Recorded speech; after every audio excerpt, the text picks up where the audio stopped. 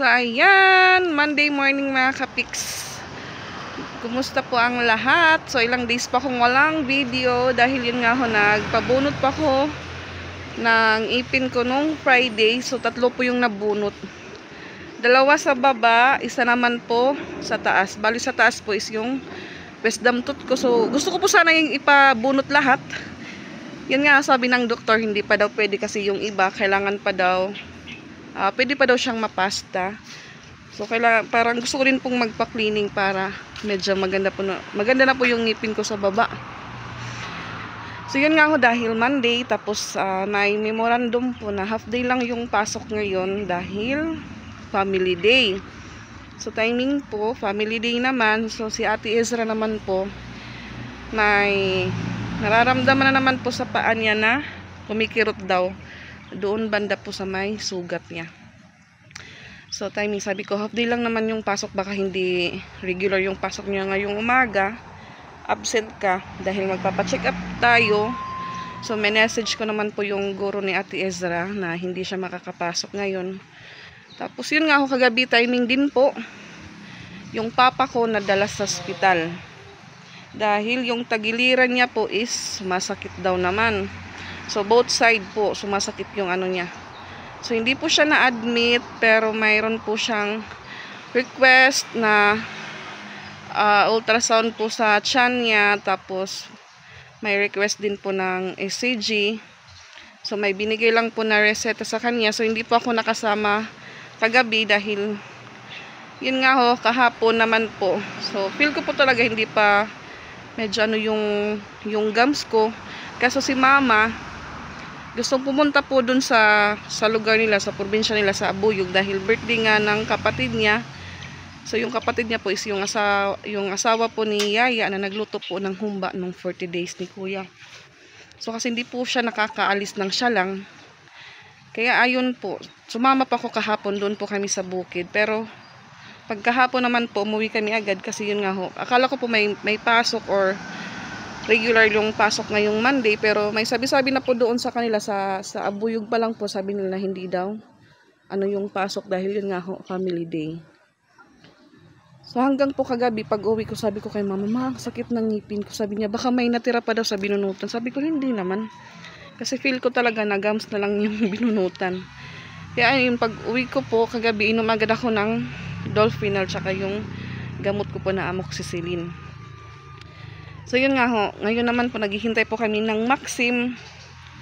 So, nauna na po doon si Papa tsaka si Nika. Sabi ko, mauna na lang kayo dahil ako maliligo pa.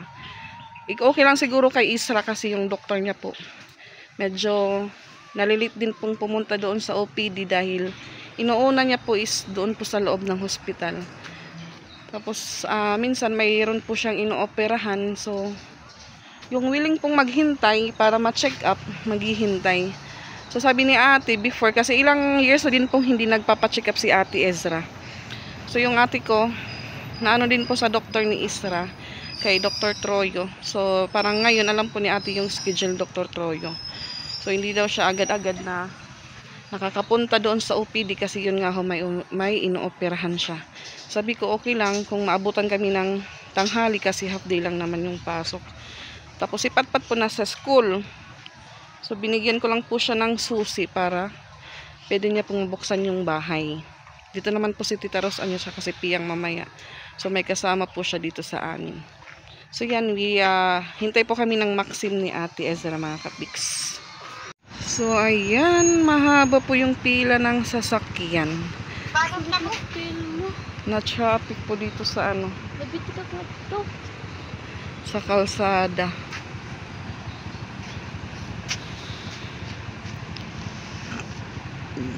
Wala pa po yung Maxim namin.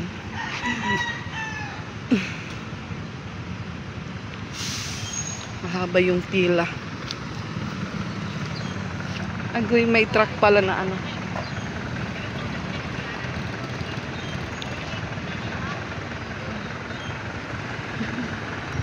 Yun, umabante na naman.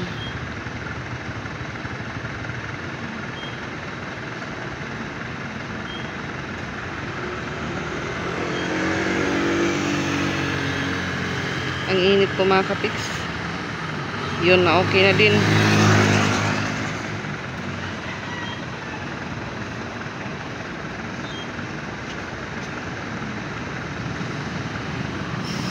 Haba ng traffic.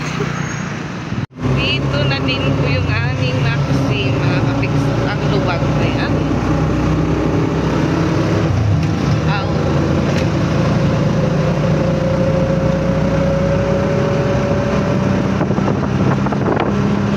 Kinuha din po namin yung yung reseta po ni Papa dahil nakalimutan nila. So on the way na po kami sa LPH.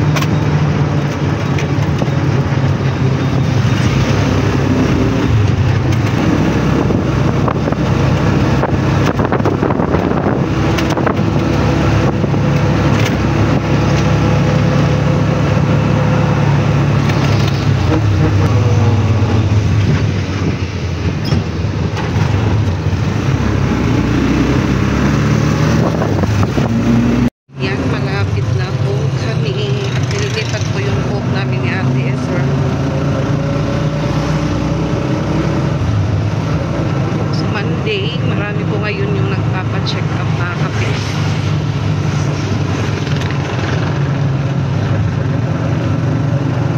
Punta po muna kami. Kuya, pwede kami atunahan, gamay? Daming pasyente.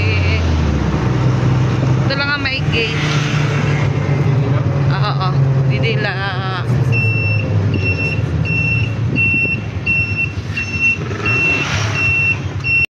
Dahil wala pong duty yung doktor niya sa OPD, baka nandito daw sa ER. So mag-iikot-ikot po muna ako. Tapos kung wala daw sa ER, punta naman po ako sa ward, doon po sa loob na po ng hospital, mga kapiks. So masakit pa po yung paa niya, inihingal na po ako sa lakad po kami ng lakad. Ayun si Father. Iwan ko kung saan naman sila pupunta. Ay, sorry. So nandun po si Papa tsaka si Nika. Sino ma? Tara. Churan. Ay, doon na po sila sa laboratory. Pumasok, mga kapiks. So, ayan. Uwian time po kami. Dahil wala yung doktor ni Ate Ezra. At hindi naman po na ultrasound si Papa. Buwas pa. Nakat off po siya sa fasting. So, bukas ulit, mga kapiks. Ayan. So, pag to, bawal na po siyang kumain. Bawal na siyang minom. Hindi. Yung medicine. Hintay po kami ulit ng Maxim, mga kapiks. So bukas pa yung doktor ni Ezra. Nag-ikot-ikot pa ako sa hospital, sa loob ng hospital. Wala talaga. Bukas pa daw, Tuesday. So absent na naman si Ate Ezra bukas. Yan, dahil meron po silang motor, so mauna po silang umuwi. Yung Maxim po namin, wala pa kaming palang. Yan na siguro yung kulay red.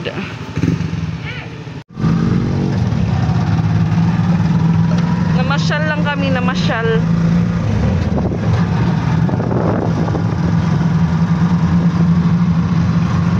Ayan, nakauwi na po kami dito sa bahay. So sumabay po si Father. Dumaan po muna siya dito sa amin. Nagkapi. Ano, Saki? Kumarigo ka na? Kumarigo ka na, Saki? Ano ka pa? Labakara. Ito man sa mga green nga labakara. Kumanay ko karigo. pa rin naman eskwela kinder. Di pa ito pwede mag-eskwela. Para naman eskwela kinder. Alright. Diyan muna kayo mga kapix.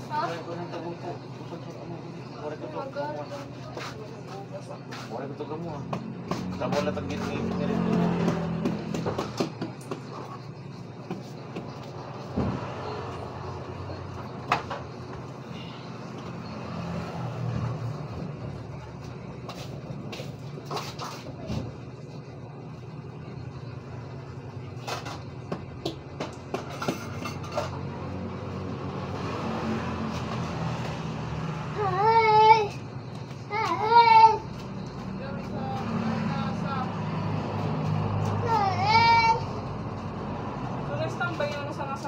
Oo.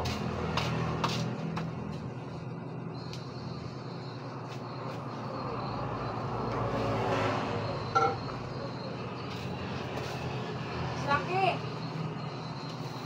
Saki! Ali daw. Kaong kali Saki. Rejoy! Kaong Open na ka! Ali daw. Open na ka! Ayun, nag-drive ba yun na? Kasi ko nag-drive ba yun? Standby yun na, ito hospital. Pa-check up ako. Ito, ni ano, full payment. Ano man, magkali ka? Lugar ka? Lugar ka? Ako nagbuhaw ko sa... Then, itapo ko na lang kwarta rin gawas. Kaya, mauli pa rin ari po hospital. Tika-ari, nauli na kami. Tika-ari kami nagyakan daw. Di may sa Pitancisco. Di na may tika-ari na, nanguli na kami. Tapos pong mananghalian ni Papa. Nandun po ngayon sa likod tumambay. So maghuhugas po muna ako mga kapiks. Hindi pa po umuwi si Patpat, alas 11 na. Kasi kanina pag alis po namin papuntang hospital, naiwan po yung hugasan dito sa bahay. Kaya ayan, maghuhugas po muna ako. Din yun nga yung tindahan po. Ilan na lang yung laman. So ilang days din pa akong hindi pag-grocery po para dito sa tindahan. Wala na din po akong itlog na madami pong naghahanap ng itlog. Tapos wala na din po akong gatas dito.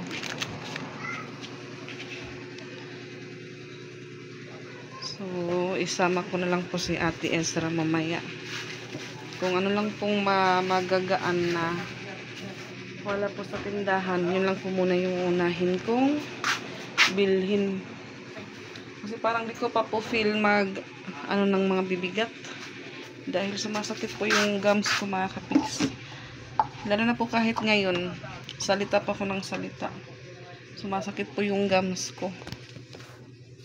Pero hindi naman po to pareho dati na ilang days lang po okay na agad yung ngipin ko, yung gums ko.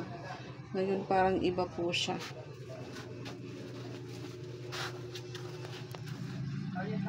Dito po si Papa nananghalian dahil nga ho nag-fasting po siya simula kagabi nung pag-uwi nila galing hospital.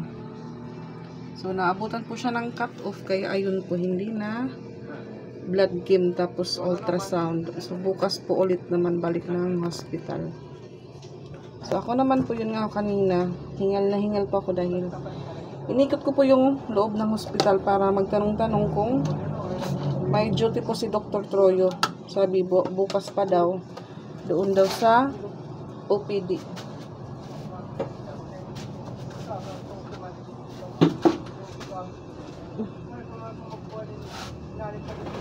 Kumikirot po yung paa ni Ate Ezra tapos pinagpapawisan. Ate, sa kanilang sabon nga bag, oh.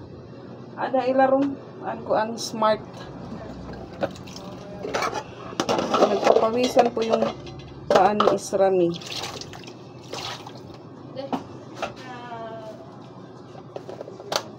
So, dito po si Papa sa likod dahil may nagiinuman po. Nandito si, nandoon po si Tito tsaka yung kaibigan niya.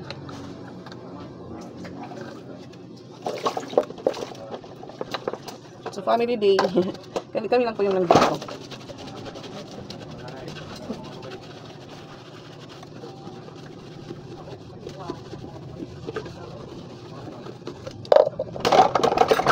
Tapos, October Teacher's Day naman mga kapiks.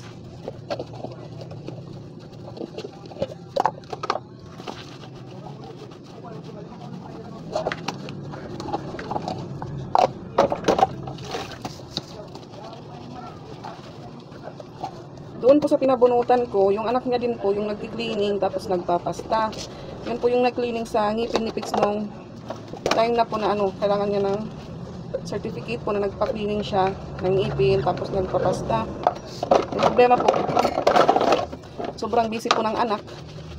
So, hindi niya po alam kung kailan available mag-cleaning po yung anak niya. Pero doon lang din po sa bahay nila, sa pinuntahan namin ni Patpat. Sabi ko kay Pix, kung baguhan man po yung ngipin ko, gusto ko po okay na po lahat na naklining na po kasi simula pa po dati hindi po ako nakapagpakining ng ngipin. Simula po nung bata pa ako. Hanggang ngayon. Ang hirap po kasi magpabago ng pustiso tapos mga ilang years, may sira na naman yung ngipin. Buti yung kay Mama Dax, okay na yung kay Mama Dax. Before din siya nagpabago ng pustiso. Nagpa-cleaning muna siya, tapos kung may mga ngipin pa po na pwede pang pasta. Yung sinasabing second chance, Charis. So naanon pa po na ayos pa.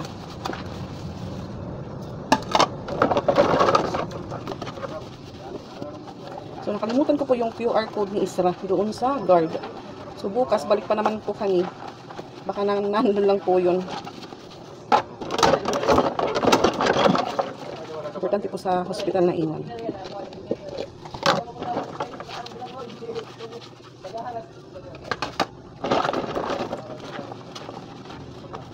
So yun, no Friday, naglaba naman ako para hindi madami yung labahan. Pero kahapon po, pinaglaba ko si Ate Isra. Before po kami umalis ni Mama punta ng Abuyog, intusan ko po muna maglaba si Isra. Ang ilang piraso kasi naman po dami yung labahan kahapon. Umalis ako tapos na siyang magsampay. Iba na po yung mga anak ko ngayon, hindi na po sila yung sasama agad. Magtatanong muna sila kung ano yung pupuntahan ko, kung may signal o wala. Sa timing ko na pupuntahan ko kahapon, mahina yung signal, makawaka yung signal doon. Hindi po mag-connect sa wifi, sa wifi doon, hindi magkakaroon ng signal. Sumama na lang po ako para maano naman po si Mama. Aliw-aliw minsan yung isip niya. Hindi po mapuro sa bahay lang.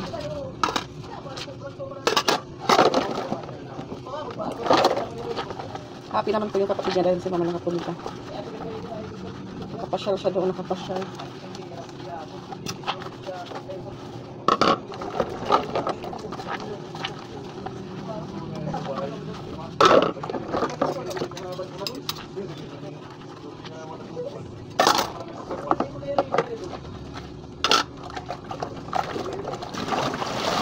Celebrate po kami ng family day. Dito lang sa bahay. Ano po kami ng Nag-face to face lang po kami tatlo.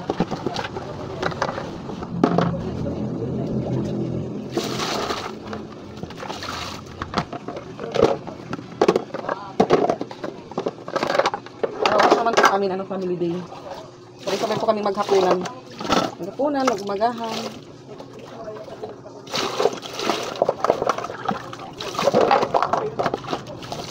Puno po yung rotation mamaya. Kasi yun nga, half day lang nun. Pasok.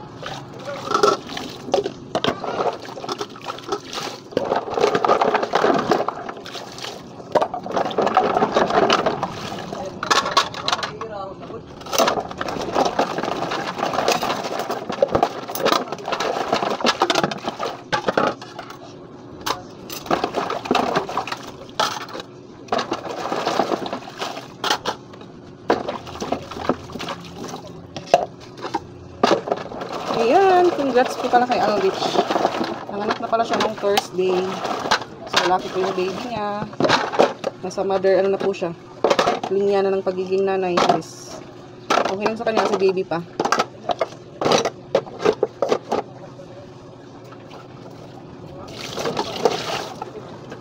Patay din pala nakauwi yung mama niya. May kasama sila papuntang hospital. Tapos pala siya din ng anak sa Danao. Medyo malayo po yun nakakapits. Mabuti ng ano, o isang oras pag matraffic. Depende lang din po sa takbo ng sasakyan kung mabilis. Depende lang oras o minuto yung biyahe. Tagal lang po yung bus, kasi yun nga yung bus. Nag-ano po ng pick up ng pasaheros. Siguro yung sinakyan nila ambulance o ano lang.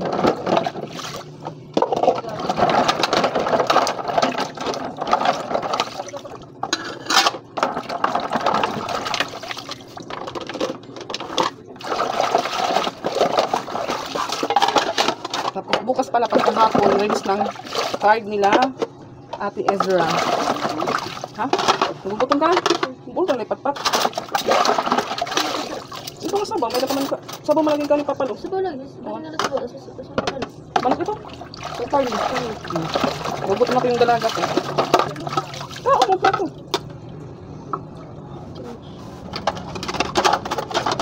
So, may nilaga pa pong natira. Sabaw lang yung ano ni Papa inulam.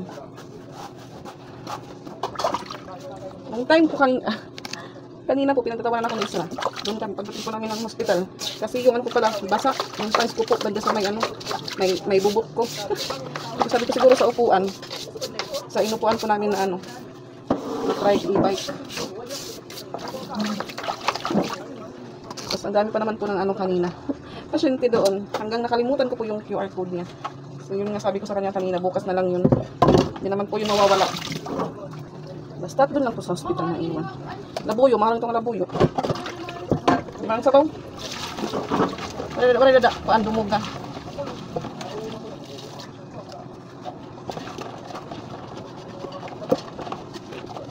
Nasuot ko pa po yung pustisok ko kasi yung binanutan po dito banda sa unahan. Akala ko pa dito ko masusuot. So nasuot ko po siya kahapon. Tapos dito ako sa paghugas. Yung mga anak ko po, pag maghugas talaga, hindi po nila nakikita yung kawali, yung kaserola. Yung alam lang po nila, plato, kutsara. Pero pag kawali po, kaserola, hindi po nila pansin. Ayan, natapos din po ako sa paghugas. At ayan, dito po si Papa sa likod. Charan! Hindi po yan umiinom dahil may gamot.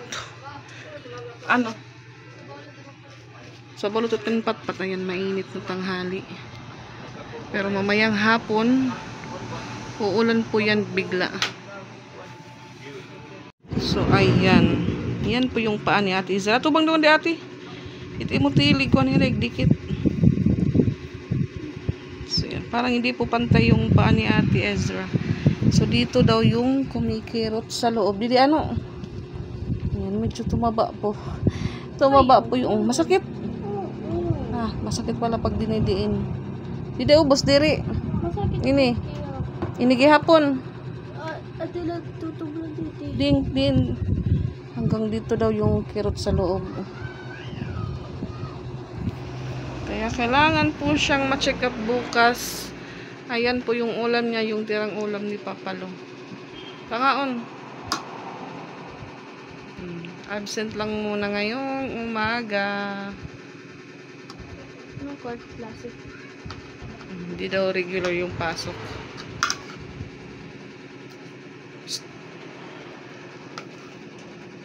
Masay ka man. Pagka kami manapita.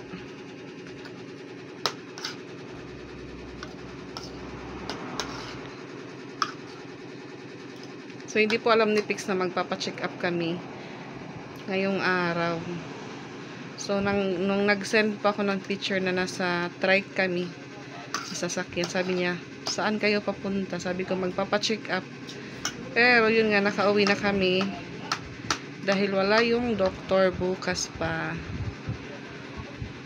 Buti na lang po yung braso niya, di po sumasakit.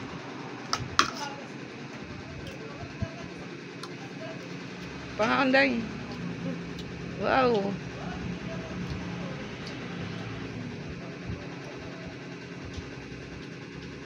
Ay, pag hinunawit ko. Ablan ko daw. Sige daw, kaano daw, kay maharang ito. So, yun nga ako din, yung ano po, pinagsasabihan ko po sila na palaging magtututbrush para paglaki nila, hindi po sila makatikim ng bunot-bunot moment.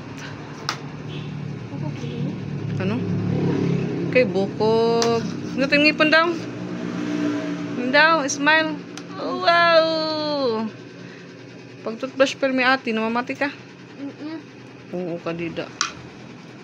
Para hindi kayo magaya kay mama nyo na palaging bungi.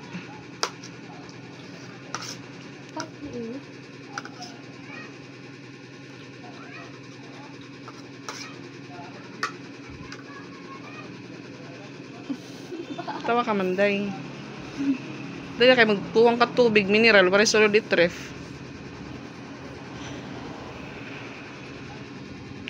Kaya ano rin klase, ate? Family day. Ah, makain ka mat mo family day. Makaturog.